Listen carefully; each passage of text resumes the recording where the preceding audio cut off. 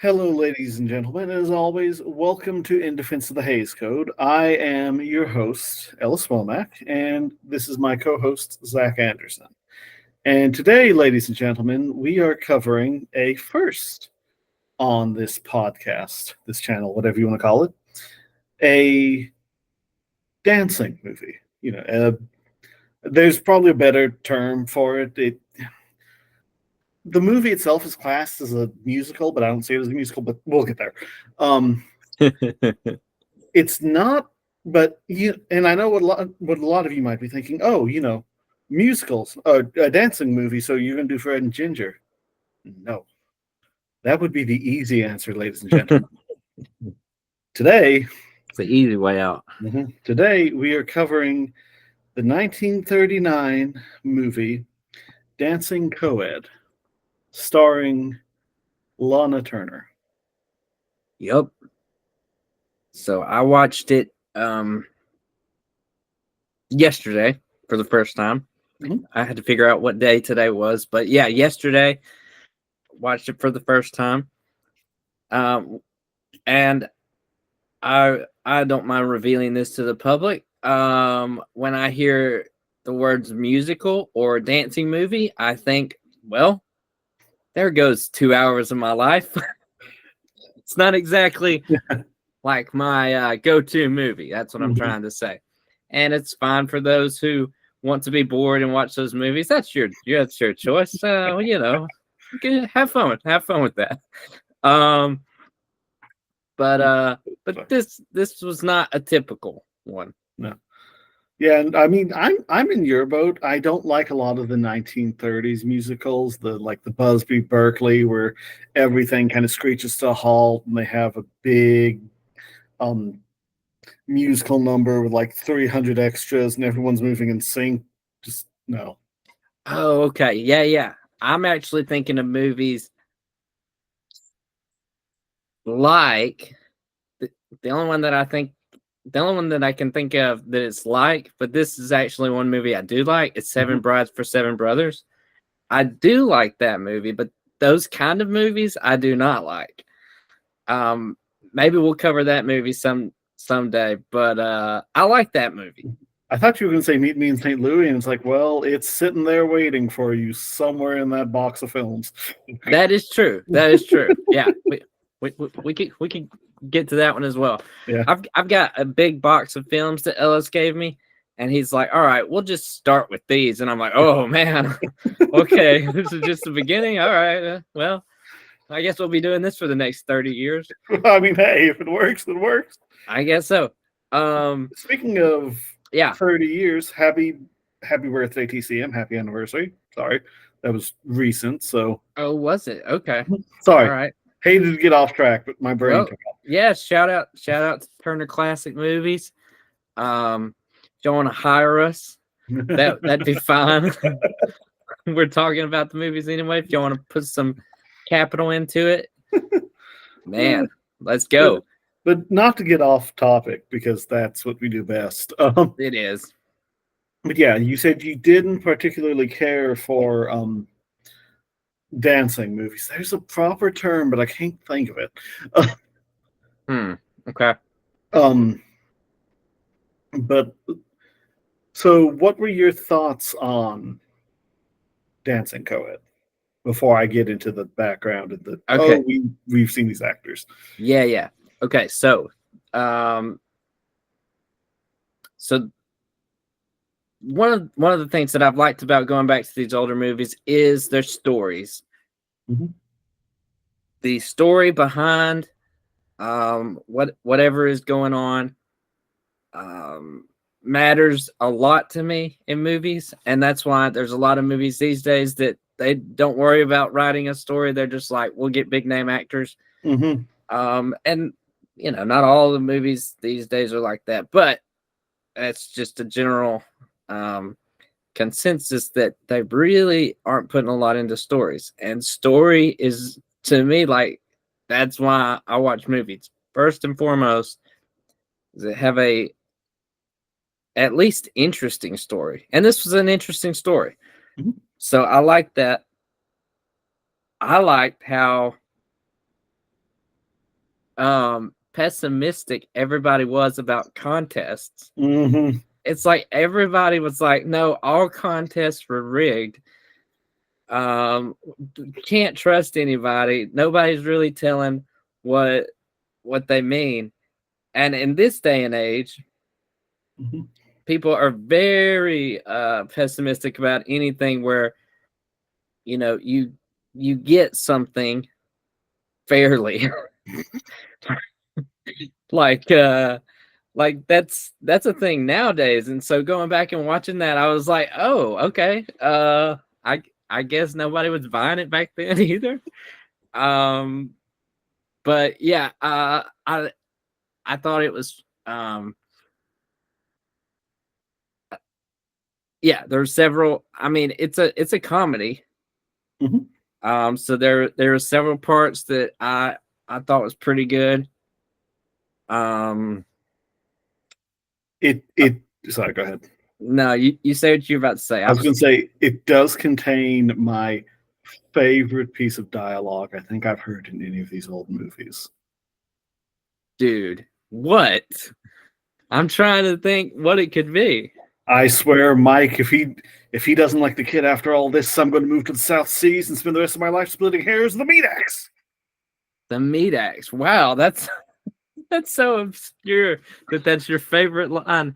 Wait, of any movie or just pretty much almost any movie? Because just hilarious. The delivery. Yeah. Okay. See, that goes back to the second tier. Mm-hmm. Like for me, it's story first, and then it's how the actors sell the story, and which makes for great lines. The reason movies are quotable is usually not just what was written down on paper; it's how they're said, Right. and I can see that one because how he said that. I mean, man, he was just so serious and angry and absolute about it. And it was an obscure thing for him to say he was going to do. So, but man, that's so funny, man. That's like your favorite line. That's so Ellis. Which classic. Funnily enough, to sort of segue, and of course we'll segue back and forth. The man who delivered that line is a friend of the podcast, friend of the channel. Did you recognize him? I recognized him, but I could not tell you what movie he was from. It Happened One Night. Okay. Shapley. Mr. Shapley? Yeah, the man on the bus. Oh, okay, yeah. What I remember about Mr. Shapley is what happened with him. I don't remember his face. Yeah. Even now, thinking about him, other than I just watched him in another movie and you told me that, so I know what he looks like. But yeah, I would not have remembered that. The actor's name to properly give him, credit is Roscoe Carnes, and he is hilarious. Roscoe Carnes with a K, Karns. Karns. Okay, Roscoe Carnes. Yeah. Well, yeah. I always like it when we see old friends in movies. Yeah, I didn't recognize him, but yeah, his role was great. I really liked the aspect of the movie that it was. So in the movie, there's a big contest. Essentially, it takes place at college campuses. I'm not going to spoil anything. I'm going to try not to. It takes place at college campuses, and a particular college campus, they get like there's a newspaper in town, and so they're reporting things, and there's some of the people that are immediately like, this is not a contest, it's rigged, we're not buying it. And so just having the school and then the reporters right there and then investigating it, trying to figure out, is this thing legit? Like, are they actually going to let this this contest play out Mhm. for anybody. And so yeah, it ensues that they start letting all the colleges, newspapers, and people know that this is probably rigged. And and then there's one girl that's involved with the contest. She winds up being someone who's helping the news reporter, but it's a humorous way that she's helping him find out if there's anybody who's been like that it's a setup, whatever. Yeah. Yeah, you need to watch it to know in context what I'm talking about. But yeah, it was some pretty clever writing, and a lot of these old movies have like these really good twists. Mhm. And like it shows how people would actually think things through Mhm. if they were going to manipulate somebody. I absolutely adore the scene. I don't think this is any spoilers, or it's not major spoilers. When they've driven out to like the restaurant or whatever, and he goes in to kiss her, and she just arm bars him in the throat. In the throat. Yeah, in the throat.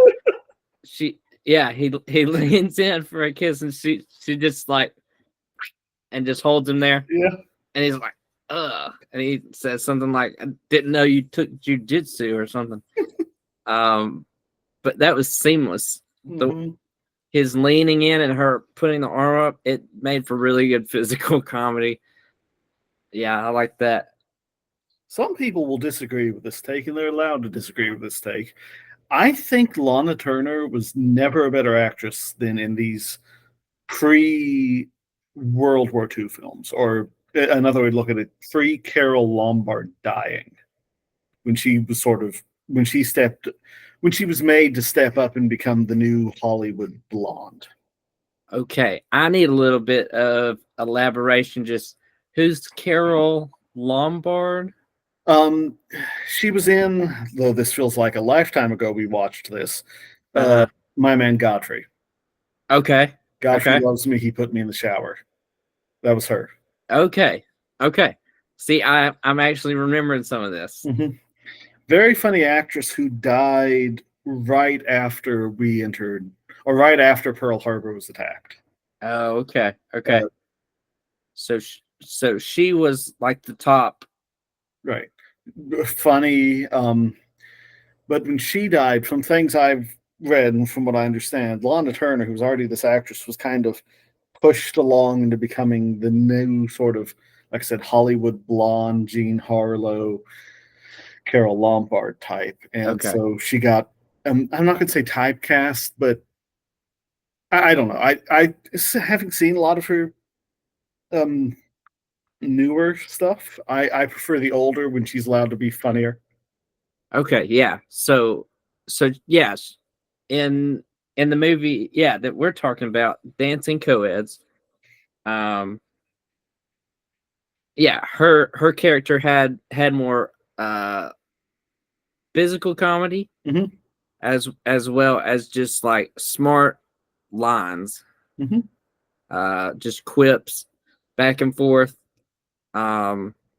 Which again, when you told me that it was going to be a musical, I was not thinking that. I was thinking, okay, all of a sudden they're all gonna strike a pose and start singing. But it was really pretty heavy dialogue driven. Sorry, a lot of people call it a musical. To me, it's a screwball comedy. I mean, it ticks all the boxes of being just a screwball comedy. Yeah, I think so. And I mean, the plot line has to do with dancing. Mhm. There is singing in it. But yeah, it was enjoyable, probably because of what you're saying, because I like those screwball comedies. It made sense that I would be captivated by it. And there were other returning friends of the channel, along with Roscoe Carnes. Lana Turner, of course. She was in Love Finds Andy Hardy. Yep. Cynthia, not Cheryl. Cynthia. I will Cynthia. never let myself live that down. Yeah. Um, You called her Cheryl for a while, and then it Yeah. was like, wait, Cynthia. Yeah. Yeah. All right. and the girl who goes to college with her was also in Love Finds Andy Hardy. Oh, who is she in that? Polly, Andy's girlfriend. Oh, the one that okay. So Mhm. in that movie, she left at the beginning of the movie, and we Right. didn't see her for a lot of the film.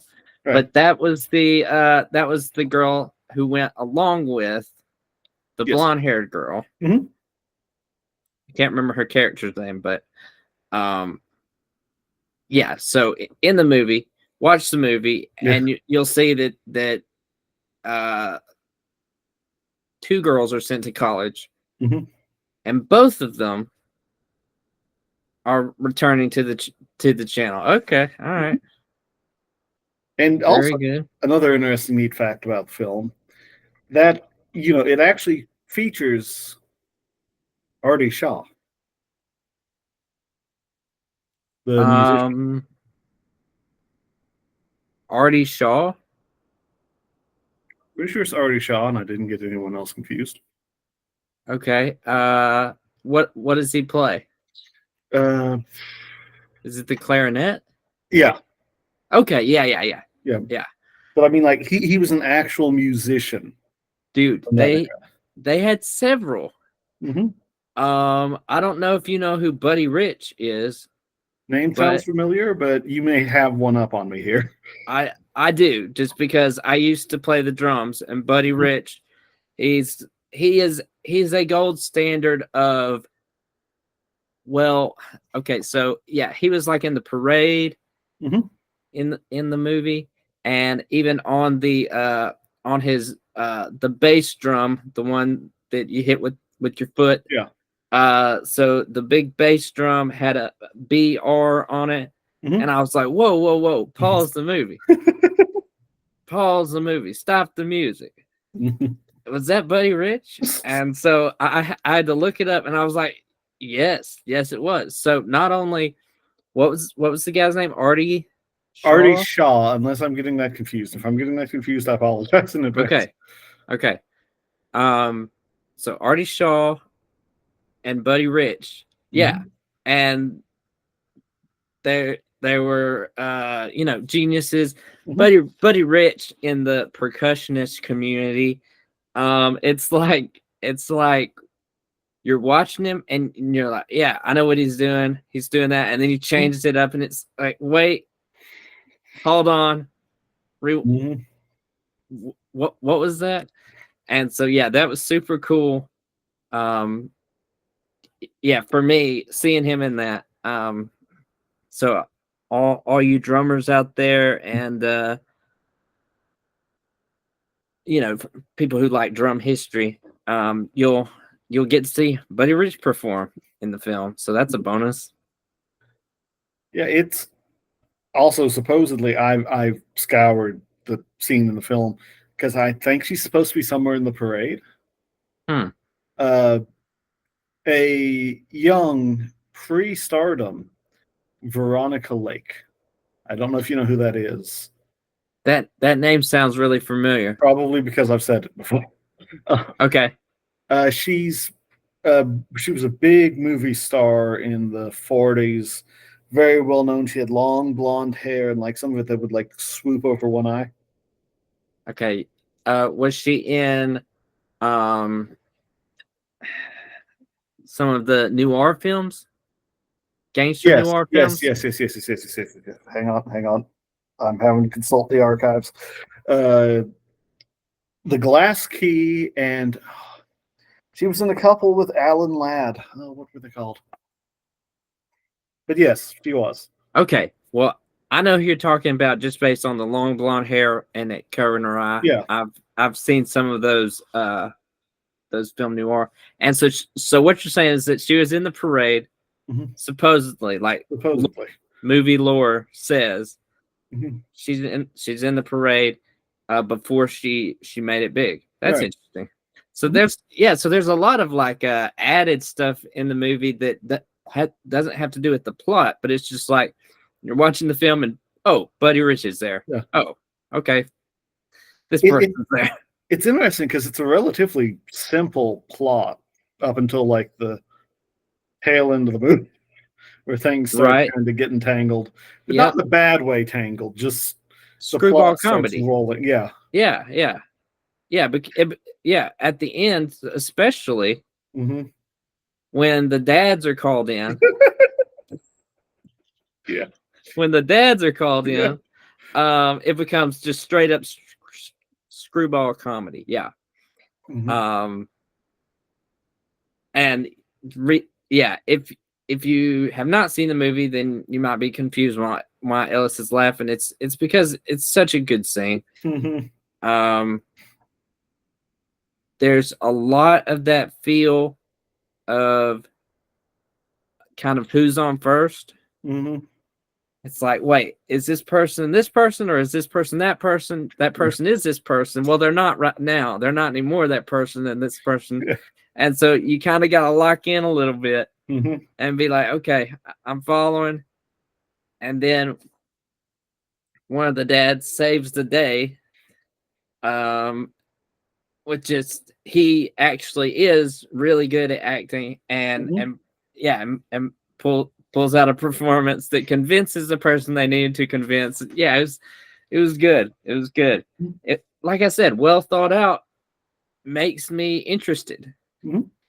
When they think things out, and you know that there's been like a room of people,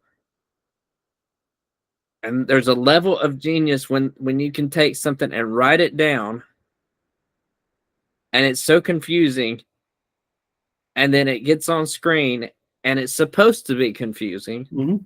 Yeah, the whole process behind the scenes is super interesting to me, of where it comes out as the final product. I like that. I think the entire journey of this podcast so far has been Zach realizing he really, really likes screwball comedies. Probably. Because that's kind of what I've been like throwing at you the most. Yeah. Yeah, that's not unfair to say. I think so. I think season 1 we had several good ones, and yeah, we're still hitting them. Oh yeah. Yeah, this movie, it's not one that you would look at twice. I mean, the title isn't very eye-catching.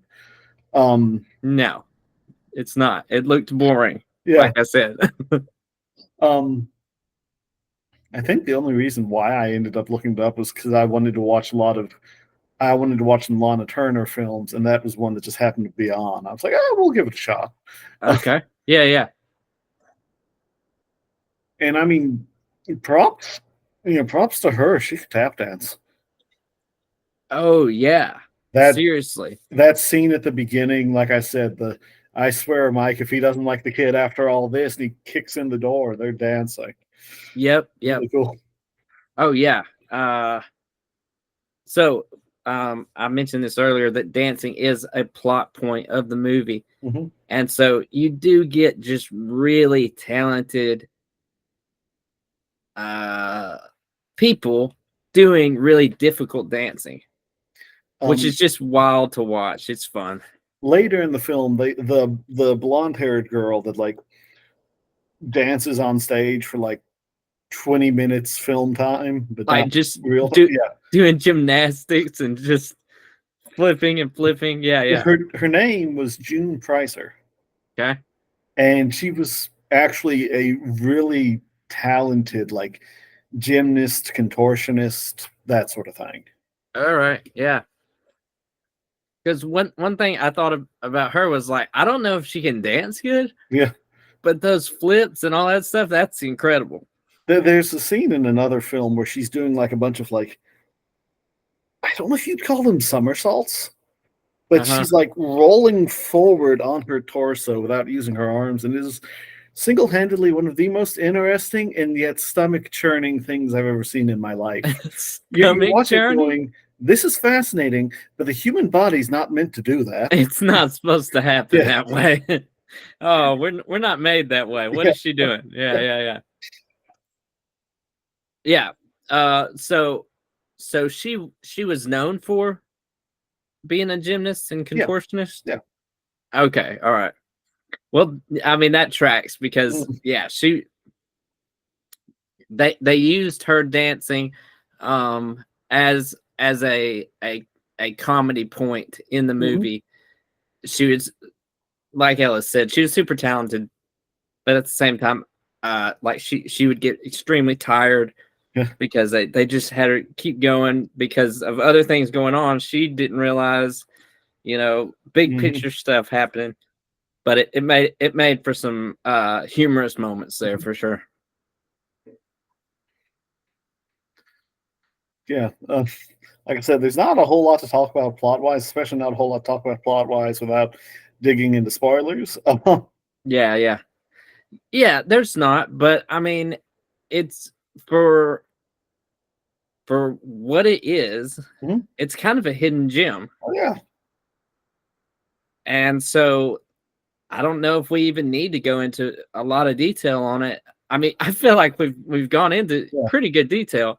We talked about the actors and the musicians and Mhm. um kind of the genre, but really it's one that um it doesn't like rank up there with the Maltese Falcon or anything, but it's like super enjoyable. Mhm.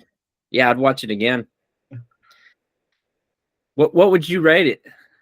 Um, I'd give it probably an 8, 7, 8, 9, somewhere. I know that's like wide, but I'm saying like you said, it's not top tier, Right. but it's enjoyable. Yeah, yeah, it's entertaining. It's a good story. If I had one complaint, and this is an odd complaint, they picked the wrong music for the title sequence. Oh man, I don't even remember the music for the title But sequence. for like the opening the title card, Right. they used the again, might not be Artie Shaw. I might be getting my people confused. Okay. Anyway, they used the song by the same musician called Nightmare. And it's this very sort of foreboding um track. I mean, don't get me wrong, I love it. But it's one of those things where it's like this is this isn't meant for this movie. Yeah, yeah. They used it because of his music, but I'm going, there had to be something that was like fit the mood and the spirit of the film Ah, a little gotcha. better than No, this. yeah, that what did you say the title of it was? Nightmare. Nightmare. Hmm. Yeah, so use it for like a mystery thriller Yeah. movie. And have him guest appear in that one. Hmm. But yeah, Nightmare, that doesn't really fit with the content of this movie. Um, unless you consider screwball comedy like the situational comedy that they get into being a nightmare, but I Hmm. don't think that's what they were going for. So what would you rate it? I would put it 7 out of 10, Mhm. solid 7 out of 10. Um, yeah, yeah. Uh, like I said, I would watch it again. It's worth the time. It's enjoyable. It's just not gonna be on my like to do list. Like when I'm like, what's something I want to watch that it's gonna be entertaining.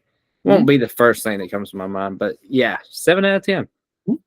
All right. And with that, ladies and gentlemen, that'll do it for Dancing Coed. Join us next month as Zach and I pack our bags and take a little bit of a trip to visit our favorite screwball comedy family, Charles's, in Another Thin Man, which is the name of the movie. I'm not just describing it.